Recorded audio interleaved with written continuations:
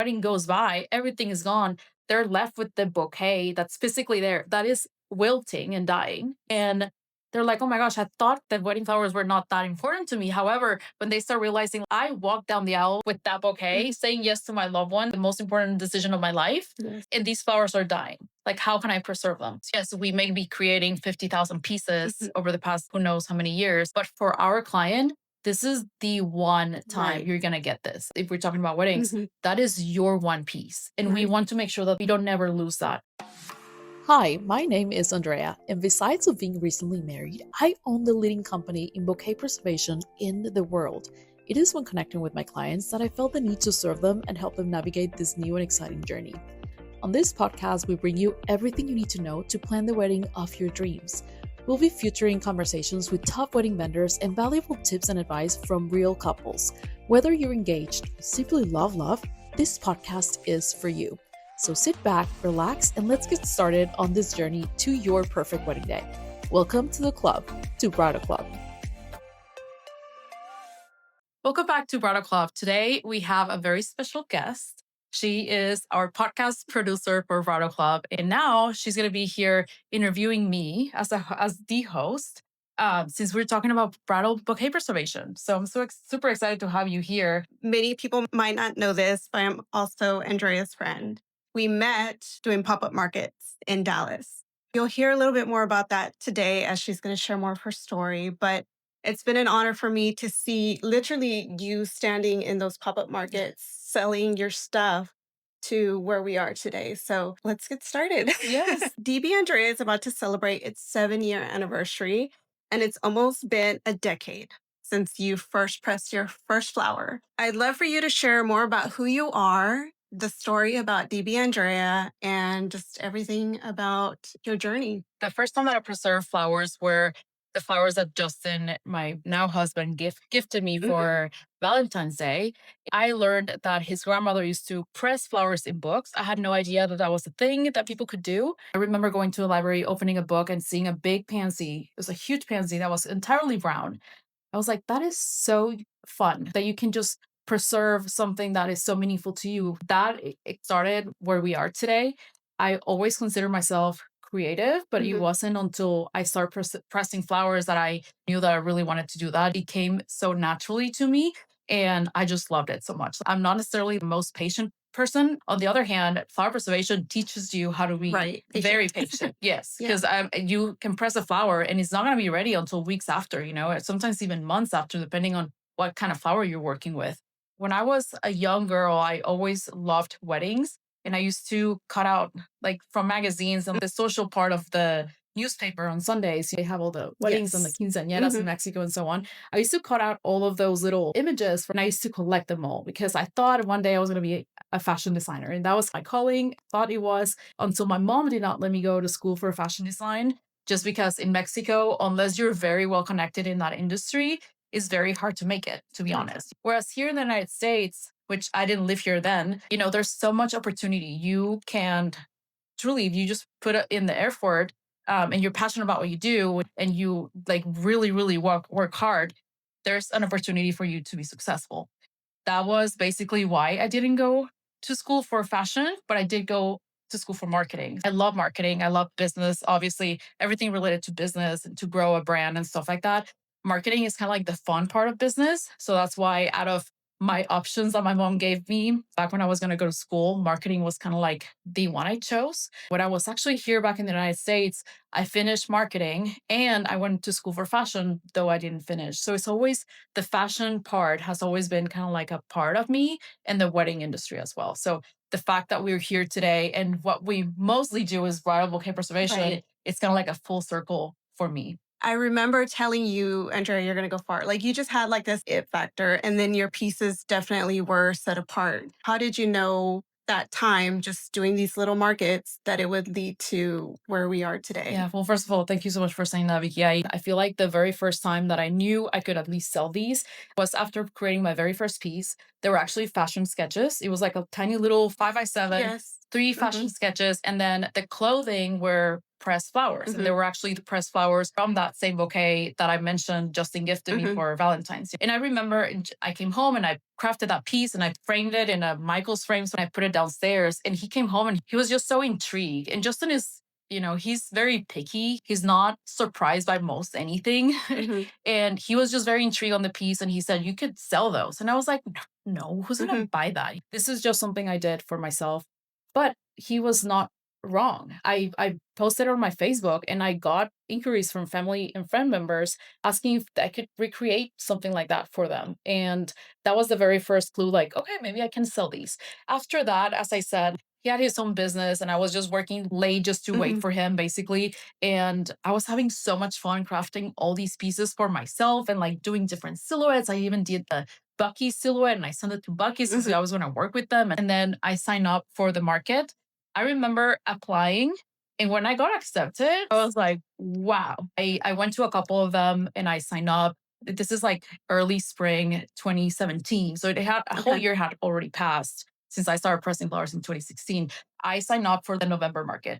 So I was just creating pieces at night, and I was like, you know what, if I sell something good, if I don't, that's fine. This is for the experience. If I remember correctly, it was $300. And I remember selling like over $2,000 that weekend. And granted, for somebody who's having such a blast doing something like outside of their full-time job, $2,000 is a ton of money for something that I was having such a blast doing. And even like being able to talk, like obviously I met you then, right? And you and other vendors and like even people that are perhaps not buying, but they're just interested in what you're selling or what it is. A lot of people obviously look at these and they think they're just paintings, Right. and then they come in and they really look at the veining and you explain to them what it is. And it's just really fun, So I actually do miss markets, to be honest. It's getting to tell people about it and seeing their eyes sparkle or like light up. They do think it's just a painting or they don't realize it's actual flowers. Yeah. And in real life, right? Because obviously we sell online a lot and we've always have. Online, you don't really get that instant reaction as you're saying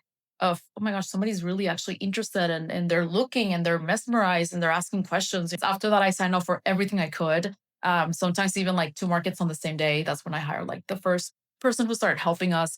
Third time that I can remember is when I was so busy with, again, my 9 to 6, working until like midnight every single day in markets during the weekend, sometimes Saturdays and Sundays, and sometimes even like Friday nights, that I just did not have more time to be able to create more pieces. Unless I quit my job, I just cannot fulfill the demand. Those 3 points were like, okay, I think we're good to move on to the next level kind of thing.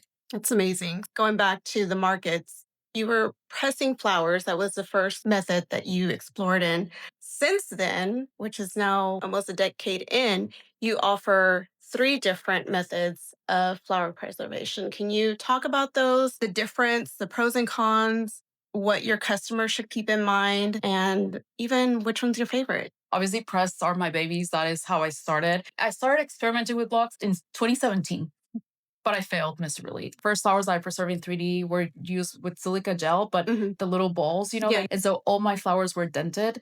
I was just experimenting. Even with the color restoration, I was dyeing the flowers with glycerin. And I have flowers like grabbing the flowers. I think there's a video of 2017. It's disgusting, but the flower is dripping. The color restoration, it looks awful. So it was always kind of like something that I was experimenting on the side, but press was like the thing I was offering.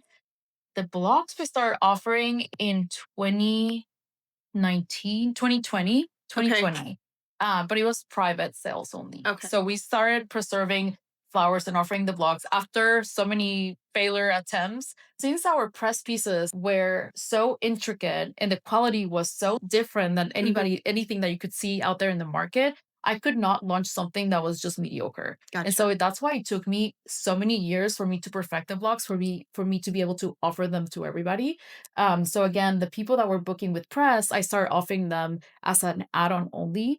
And so many people were so interested that I started offering these as a solo pieces. And right now they are the most popular. I'll explain why in a second.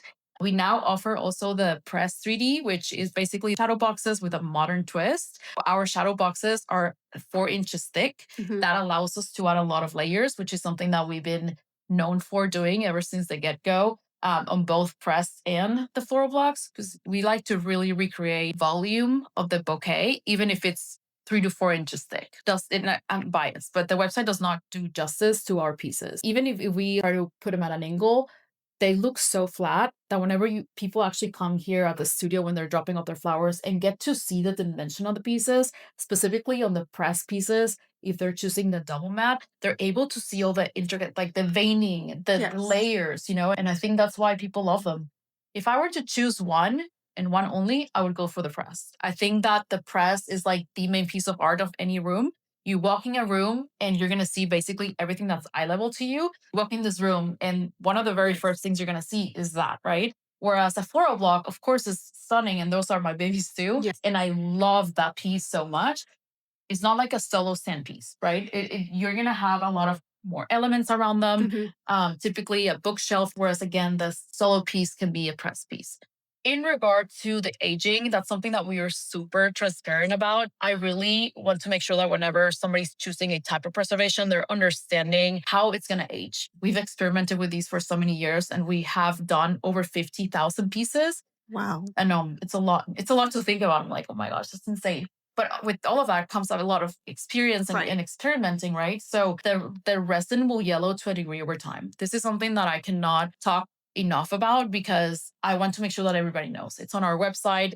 Every single product has it. Once you start swiping on the images, we have it on the banner of the website when you go to resin, something that we communicate with our brides, because it's not going to be like a true yellow, ugly piece. It's going to have more of a vintage look to it.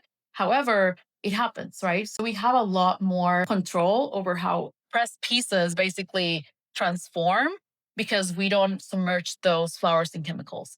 Something that I do recommend though, if they want a floral block, which again, they're absolutely stunning. And I love the fact that you can preserve the flower 3D, is that if you use a black background, it camouflages the ambering all along. You will never know that there's a slight amber hue on that piece unless like you basically like inspect it from the side or something like that. If people love those pieces with the clear background, we actually suggest them to enjoy it for a few years. And if they decide that the vintage look to it is a little bit too yellow than what they expected, that we can actually put the black background just so they can camouflage it. And lastly, the press 3D. I love the press 3D. I think they're absolutely stunning. But if you think about it, there's nothing grabbing those flowers except for how they're pasted. So if the frame falls, there's going to be a lot of damage. Whereas the press pieces, everything is so glued down together and everything's flat. The damage, of course, you may have a broken glass and stuff like that, but it's going to be minimal. Speaking of the press pieces, they're gorgeous. I wish you could see them up close. Truly chef's kiss, amazing.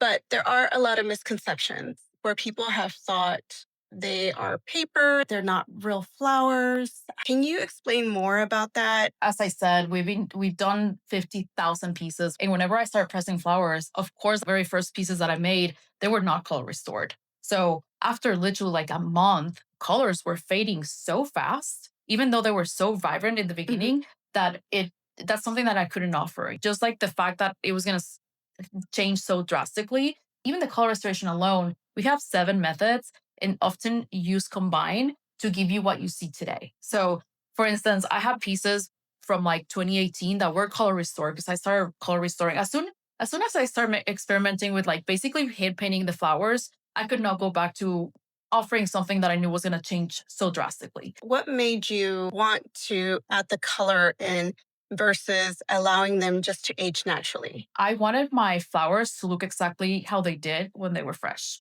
And the flowers change so drastically whenever you're pressing them or preserving them.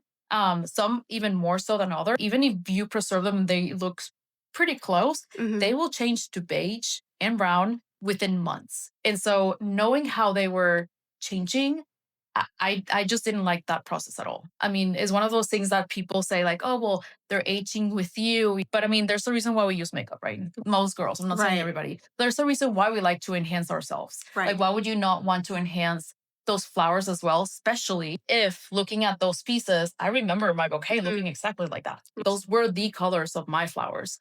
I don't want to look at a piece and see something beige and brown and not even recognize my bouquet. To me, that was something very special. Don't get me wrong, there's Obviously a lot of different options out there. There's a lot of people that don't offer color restoration and they're proud of the aging process. That's perfectly fine. And of course, if you as a client or as a bride are looking for that natural aging, that's super fair. Of course, there's people that are offering that. We Yes. just don't. We just have a little bit different of approach because our vision is a little bit different. I love that analogy you used about the makeup because most of the times these flowers are from special occasions. And if you think about it, on those special occasions, we ourselves want to look our best. Yeah. So we buy the makeup or we even go get our makeup and hair done. It just affirms that when you do receive those flowers or whatever event that you cherish those flowers and you have photos with them, you're wearing a beautiful dress, you've got your beautiful makeup, you've got these beautiful flowers, and it just all goes. This is a perfect representation of that, especially knowing these are from your wedding day and how beautiful you looked and your dress and all the details. It just matches the whole story. Yeah, yeah. Thank you for saying that. I appreciate that. And it's one of those things that as a preservation artist, you only have one chance to make it right for the client and make it so special because these brides and clients, they're waiting for months to receive their final piece.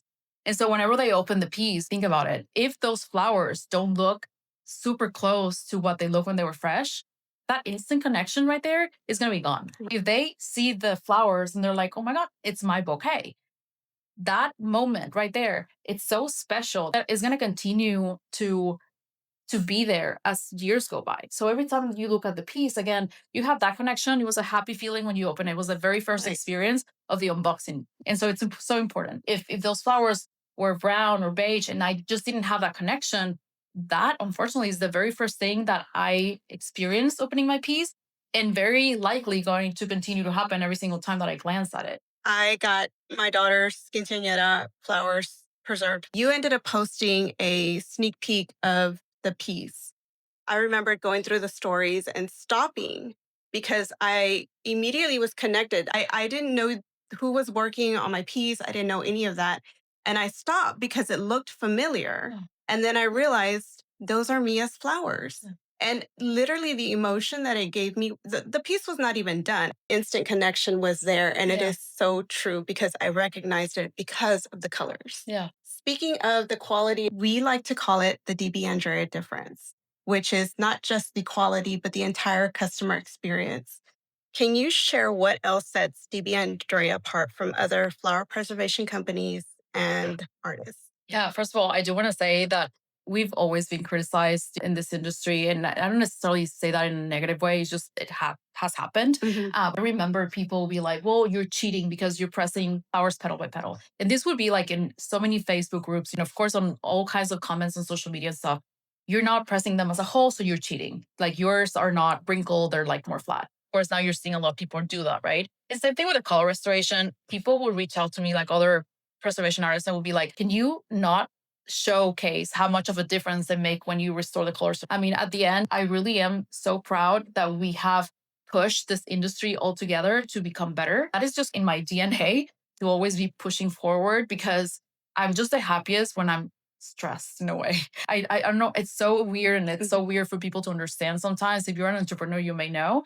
But if I am just doing the same thing without pushing boundaries, I literally am not happy. I always have to be trying to innovate, pushing. And then once you're known for your quality and your customer service, you don't want others just to basically copycat that and then you offer the same thing as others. So I keep pushing, I keep pushing. The whole industry has changed for flower preservation. And I'm so proud that I genuinely believe that we made that happen. A lot of people are now offering color restoration, which is great. Again, going back to 7 types of color restorations, if I go back to what a lot of people are using now, because we used to just do that part, flowers keep changing, which is insane. So again, you basically hand paint the flowers and they look amazing. And you think, oh, because it has that layer, in 3 years, they're going to look exactly the same. They don't. The flowers keep aging. We have used different methods in between those 200 steps, double interfacing that we invented to make sure that some flowers are a little bit thicker, simulating what they looked when they were fresh. White orchids.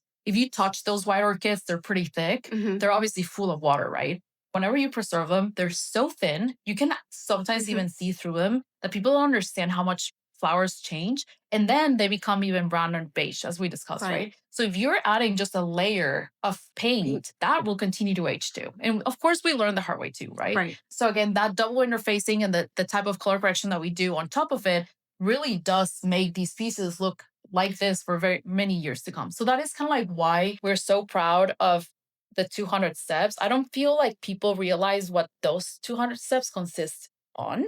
But just to give you an example, we just finished a piece, like after obviously getting the flowers, for serving them, all the communication with the customer.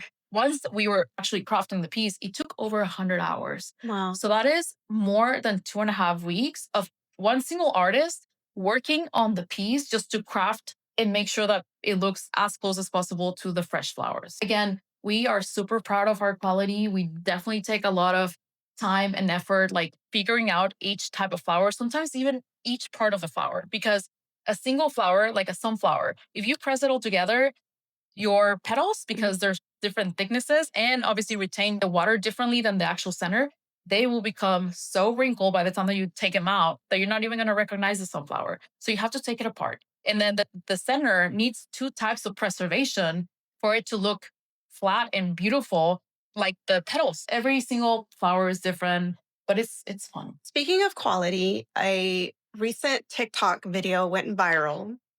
It was a bride who received her flower preservation and was very unhappy for different reasons. That was very sad, and we feel for her. We were happy about the way our community came up and showed up in the comments and referred us and talked about how amazing our work is and the quality and the customer service. How did that make you feel seeing how everyone showed up? As I keep saying, we really push the quality a lot. And every single day, we're trying to improve what we do. And we put more steps in what we do every single step of the way, right? Like the way that we preserve the flowers, we take them out of preservation, the way we have our CRM system and everything, that it really does add up. So it's more and more expensive per week. And we don't necessarily change the pricing all that often. And so that video meant a lot to me. First of all, that video was not one of our pieces. I will say she actually didn't say who that preservation artist she used was, which I'm glad, because if I put myself in the shoes of the preservation artist, I cannot imagine somebody doing that with one of our pieces. It's heartbreaking for probably both of them. However, the fact that, number one, a lot of people don't believe that preserving your flowers will have a beautiful result based on those comments. People were like, oh, I would never do that because I know it's not going to look good. Number one, obviously, that's something to think about, right? And then number two is that because of our intricacy in our team of true specialists and all of the expenses that we have, we're not the cheapest. I mean, we truly know what we have and what we offer. We know our value, and we're not the cheapest at all. But it is truly a piece of art made with your own flowers. And so for me to see that day, people that were former clients and then some others that want to work with us and just say like, hey, she's expensive, but she's the best. Like that really meant a lot to me. We cannot go back on our pricing and have pricing from 2017. There's just no way. However, we can compete with quality. And so seeing people really understand the craftsmanship and defend the preservation as its own, because it can truly be beautiful and it is worth every penny, that really did mean a lot. What advice would you give brides after seeing that video? How can they protect themselves from a disappointing result? Well, first of all, as I said, I don't know what company did that. I don't know if it was a solopreneur or somebody doing something from their home, which nothing against that, since obviously that's how everybody starts. But do your research, because first of all, if you're hiring a solopreneur, burnt out is so real. Of course, I'm not going to say any names, but I have seen so many people vanish because they get so overwhelmed with all these like 200, 400 clients' flowers. They just disappear and all these couples lose their flowers. And I've seen that constantly, and it happens all the time because burnout is real. So what do you do as a solopreneur if you have to do everything from A to Z? It's a lot. I did it by myself, and it's truly a lot. And burnout, again, is not, you cannot take that like it just happens, So relying on a team and the skill sets. If somebody's sick here, our clients will never know. Your piece is going to be ready. You're going to be taken care of, and you will never know. If those flowers are so important to you, I would definitely recommend to go with a studio because of those reasons. I actually know somebody in the preservation industry that was my friend. She did the same thing. She disappeared. And I could not believe that somebody that I knew who she was. Because a lot of times you're hiring these people without even knowing them at all, like Right. their characteristics, what they're gonna do when it matters most. I knew this person. And for me to see that she affected so many people, it was so heartbreaking. I just don't understand why people would do that. So again, it's one of those things. If your flowers are important to you, try to go with a studio because the likelihood of that happening is a lot less. And also, I recommend doing a lot of research. Look not only at their Instagram, we all put the best work out there. All vendors do, all companies do, of course, but look at Google reviews. Google reviews are so honest, especially whenever they put the photos. And there's no company that is going to be absolutely perfect.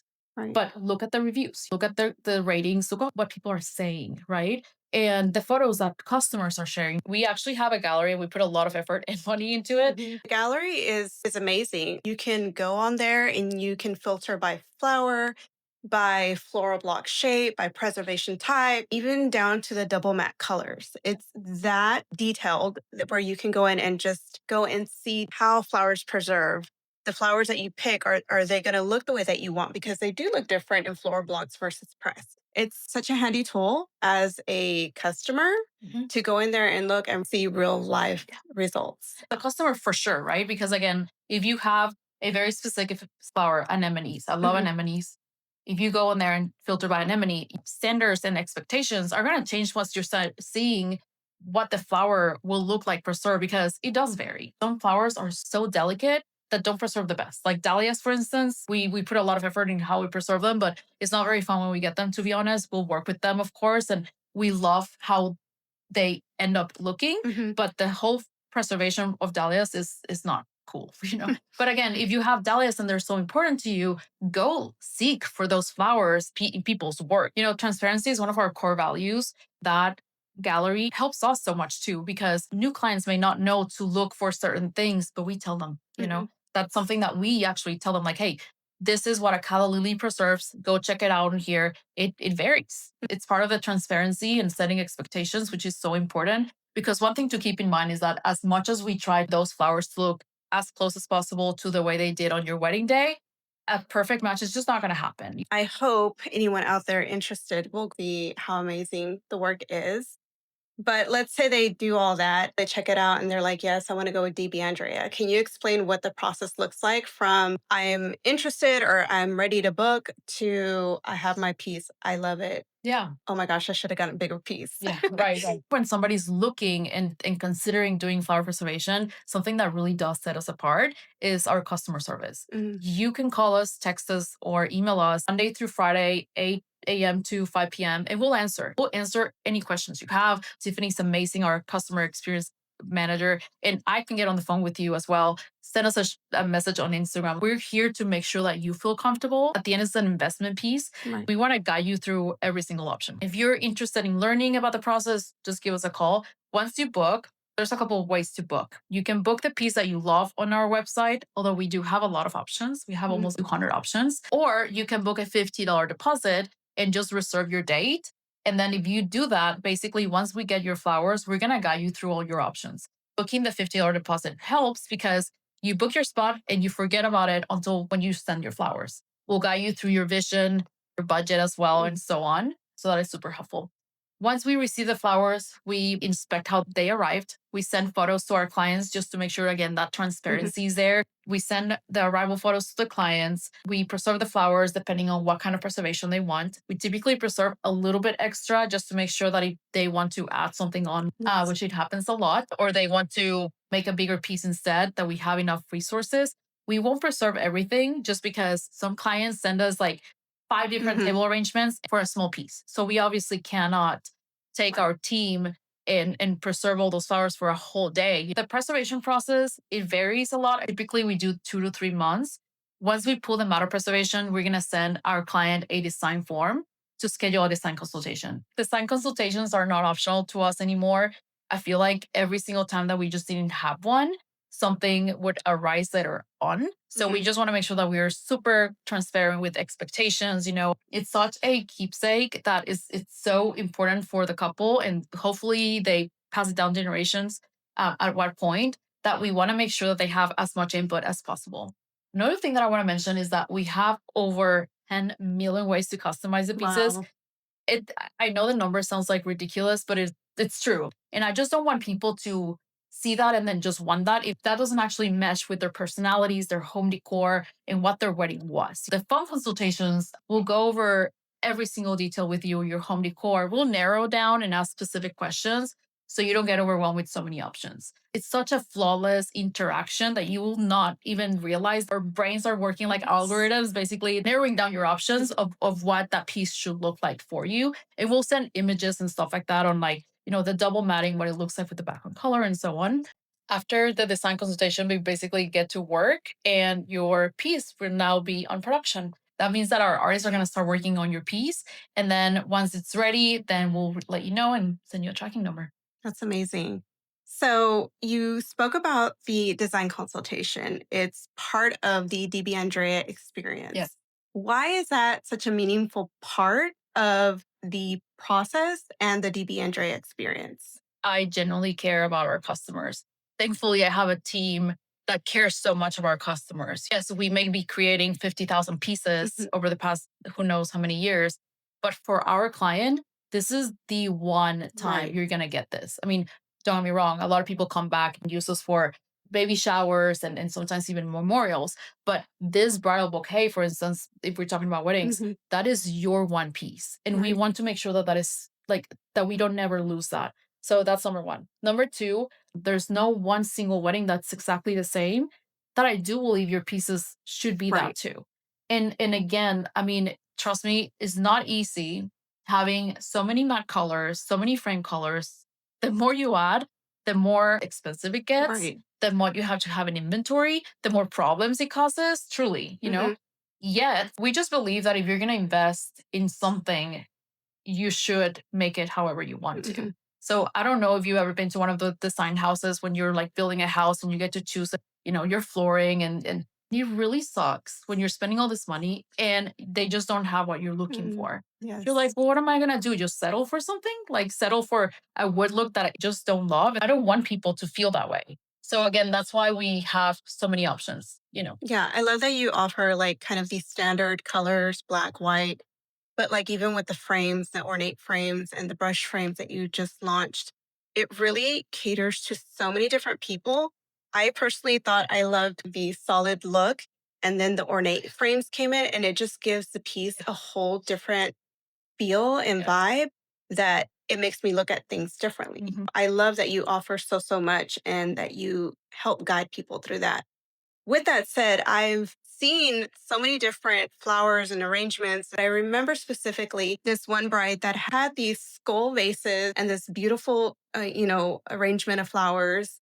And I don't remember if it was you or Tiffany or whoever was like, "Hey, we can do something with that vase."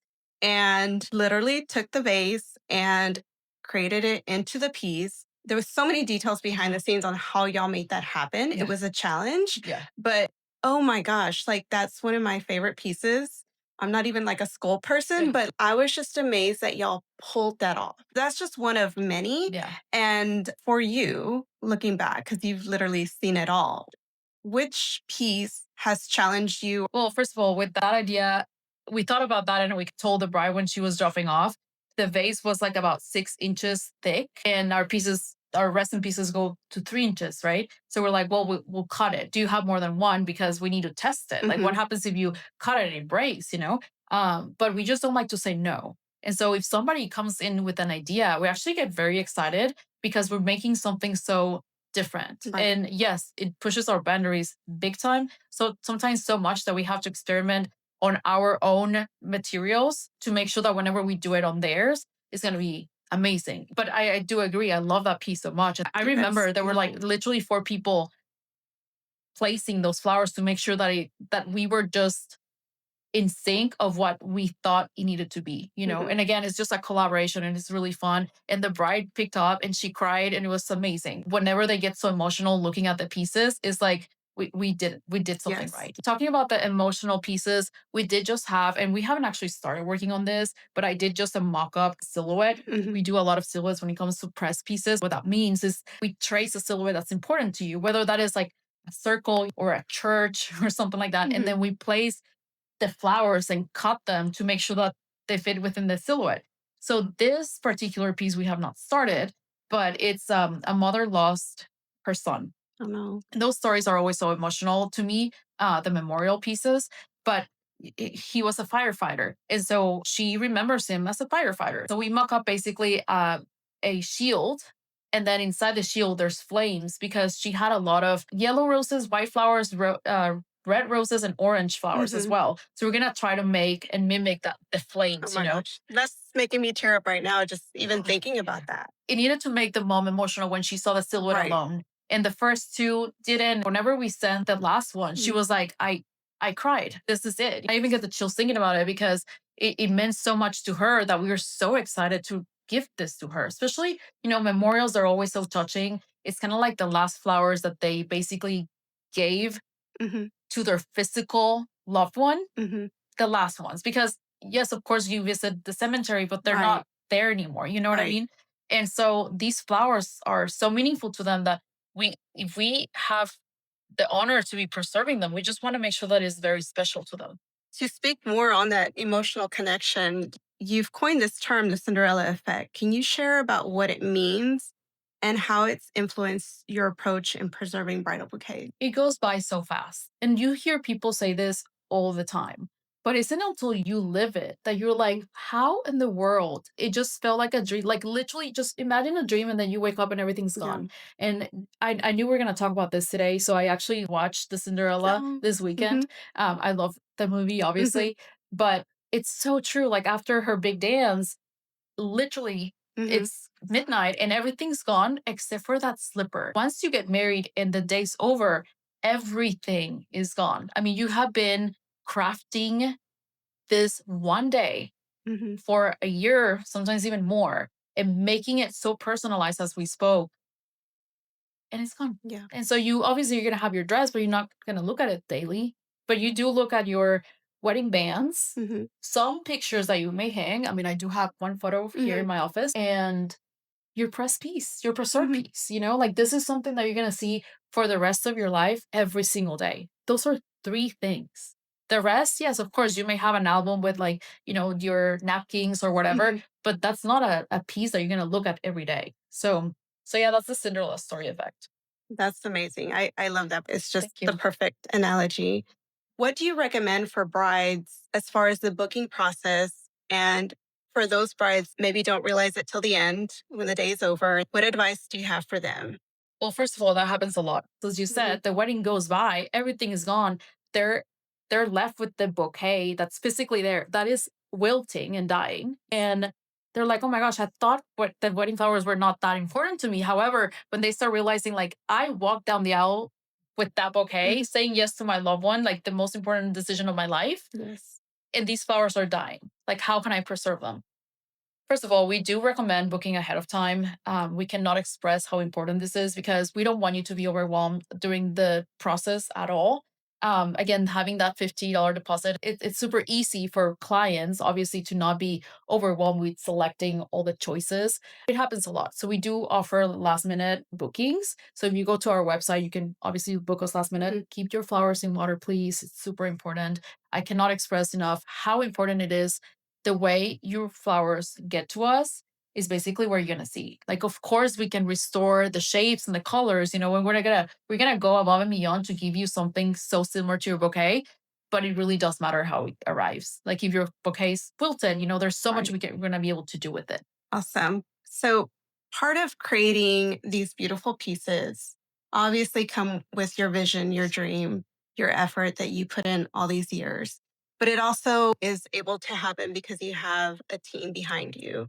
Can you talk more about your team, about their skill, their creativity, their dedication, their willing to take those special requests and how that really has made this business grow? Thank you for asking this question. The team is so important. It's honestly the biggest asset that we have. It's not me doing the pieces anymore. It's not me preserving the flowers anymore. Of course, every once in a while I do, and I love that, right? But it really does take a whole team to be able to produce to the quality that we produce. I don't know about if you know about the 80-20 rule, like 20% Yes. of the people do 80% of the work. Hmm. And it's so hard. And this happens to in every single industry, every Hmm. single company. So honestly, having a team players across the board is so hard as an entrepreneur, as a company, as a CEO, whatever. I'm so honored and grateful that our team cares so much. I'm very lucky, but also it's been years in the making and the crafting and like choosing the right people for the right roles.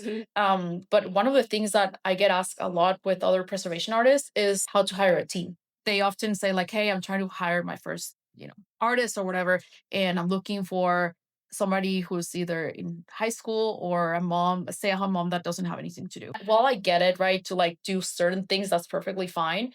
We hired skilled professionals, whether they have a background in customer service and they've been doing customer service. So whenever we put a position up, we get hundreds and hundreds of applicants. And within those applicants, we interview, oh my gosh, I don't even know how many people over the phone. And then we send them assessments. And then if they do pretty well on the assessments, we interview them in person. And we see, first of all, we want to see if they care.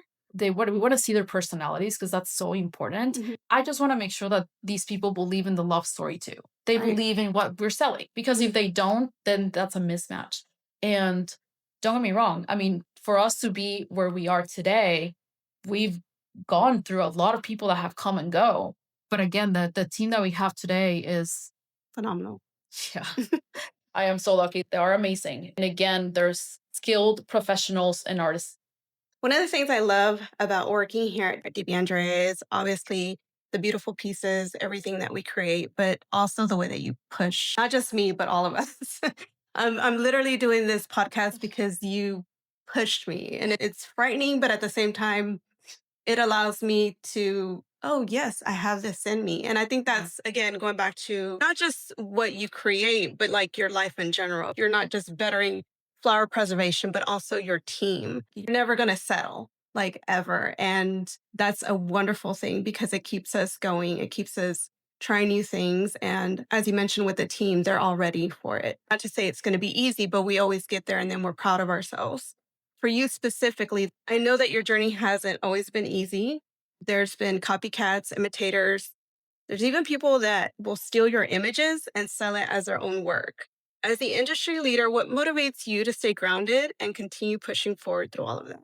Something that I understood about myself is that if I'm not busy, it's not good, like to Mhm. me. And honestly, if you're busy, you don't have time to think about how sad you may be or Mhm. or the negative stuff because you're busy, And Right. and this goes honestly for everybody. And so that is something that I realize and I always try to keep myself busy to make sure that I don't have time to think about the negative things, or growth is not linear and sometimes there's a lot of this which I had no idea. I mean, Mhm. our business was growing like exponentially doubling every single year and then there were dips which happens with every single business. Right. I was not used to that, right? So again, if you're always pushing and trying, yes, there's luck, of course, but you have to create your luck. Right. And again, pushing that is super helpful. I do have somebody that pushes me, is my husband, just because he is an entrepreneur as well. And we're always trying to push each other. I will say also that is not about motivation whatsoever, because again, yes, we'll have the ups and downs as people all the time. And if you don't feel motivated, then you're not going to do it. You don't feel like working out, right? Mhm. Okay, sure, don't work out one day. You Right. can miss once, don't miss twice, ever. Like once you start missing twice, regardless of what that is, it becomes a habit. And then you're allowing yourself to cheat. Being so focused and being so disciplined, whether you feel like doing the thing or not, it's crucial. It's 100% crucial. And that's what I want my team to know and honestly everybody. Well, you definitely set the bar for us by showing up on the days probably that you don't feel like you can, but you do and you show up. And don't get me wrong, of course I struggle with that too. Everybody Mhm. does. But I read this just recently that if you are allowing to create all the things that can happen go wrong, it's only fair to play the opposite. So Yes. like to, you know what I mean, to play all the things that can go right. Mhm. And when you start doing that, it really helps you kind of like get over that negative spiral. If someone were to ask you, is it worth it? What would you say? It's an investment piece. When I say all of this, I don't want people to freak out like, oh, they're super expensive if you haven't even looked at our website. Like our preservation pieces literally start at less than 1% of the average wedding cost in the United States. Less than Wow. 1%. So again, going back to the Cinderella story, the only three things that you're gonna keep and see every single day from your wedding, 1% is nothing, right? So where are you going to allocate the things that you're going to keep forever? Like, again, I want my kids to have Mhm. this, like, oh my gosh, that was my mom's Yes. wedding bouquet. So yes, again, it can be an investment depending on what you get, but are you going to see it every day? You know this because, we're friends, but Mhm. my clothes are not very expensive. I typically do invest a little bit more in like in shoes and purses because I can use those a lot more. Yes. My clothes, not so much. You're gonna see this every day. So girl math, right? Mhm. If you divide the number of days you're gonna see it Right. versus how much it costs, like truly how much are you spending on the piece, you know? Yeah, and it truly lasts lifetimes. Like Yes. what you said, like one day you're going to pass this down to your daughter, and then one day she's going to tell her daughter, Yeah. "Oh, these are your grandma's Yeah. flowers." And it just can keep going generation and Yeah. generation. Where else can you find something like that that Right. is so sentimental but also so beautiful? Yeah. And again, beautifully, right? We preserve them to last beautifully for a long time, which was it's what sets us apart. Mhm. Like maybe biased, but this is the coolest thing that it's gonna look like that, in many, many years, which is what we strive for. I'm sure that you've made a lot of brides very happy by providing them with the most treasured piece of art that they'll own. What are some things that clients have told you about what this means to them? Oh my goodness. I mean, obviously from weddings to memorials, they're just so attached to the flowers and why wouldn't you, right? Mhm. And what you said, we have the most treasured piece of art you'll own on our hallway because somebody said it to us. Like one of our clients said it to us. I think on a Google review Mhm. actually. And I'm like, that is right. I mean, it may not be the most expensive, it may not be the biggest art you have, but it is gonna be the most treasured piece of art you'll own. So that really stuck to me also, like if you go to our Google reviews, a lot of people are like, my only regret is not getting a floral block or a Mhm. bigger piece and stuff like that. And I get it, right? Everybody has a wedding budget. I would encourage people to even think about this outside of their wedding budget, as a part of a piece they're gonna cherish for a long time. Absolutely.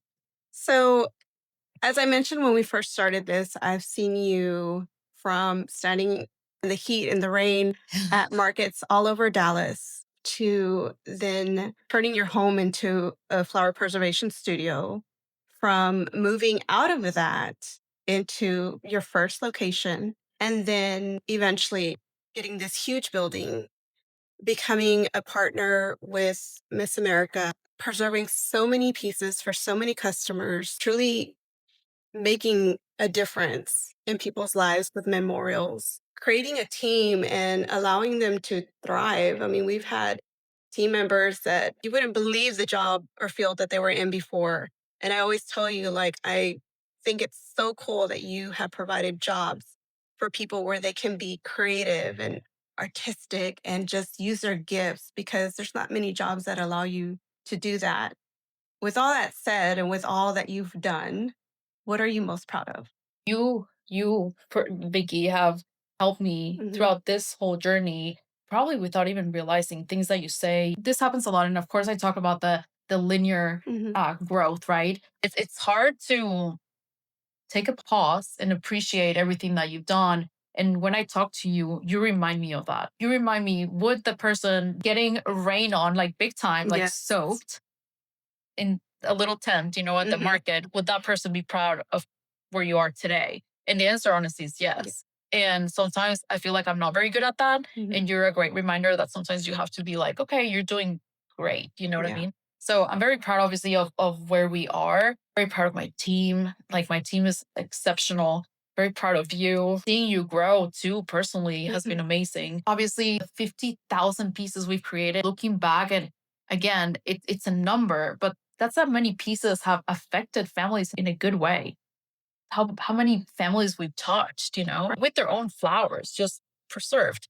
And the Miss America partnership is such a great moment for them to believe in our company as much as they did to make us their official one partner. Yeah. It really meant the world. Being able to actually attend the shows and meet the beauty queens and everything and preserve those flowers that, again, for them is a trophy. It's a trophy that's probably even better than an actual trophy. They're the winning flowers. And I'm lastly very proud of Bridal Club for all the amazing partnerships that we've had, all the collaborations, and where we are today. I mean, the podcast is doing amazing. We're on the top 3% of podcasts in globally, which is Mhm. great. And then we have 21,000 downloads monthly, which is amazing. So thank you for all of your hard work. Well, thank you for pushing me. So, to close, for anyone considering flower preservation for their wedding or a memorial baby shower or a pageant, how can they connect with you and get started? So you can follow us on Instagram. You can go to our website, dbandrea.com. You can text us or call us at 833-4-ANDREA. Literally, that's the number. Vickie, I'm sure she's going to put it right there, but it's 833-426-3732. Shoot us a text, we'll respond. We're here to guide you through the process and make you feel comfortable. We just want to make sure that we have fun and we create not only a beautiful piece, but a truly beautiful experience for you as well. Awesome. Well, thank you so much for sharing your story and sharing all about DB Andrea. And I can't wait for people to hear this episode. Thank you. Learn about all things wedding straight from the experts. Be sure to like and subscribe to Bridal Club.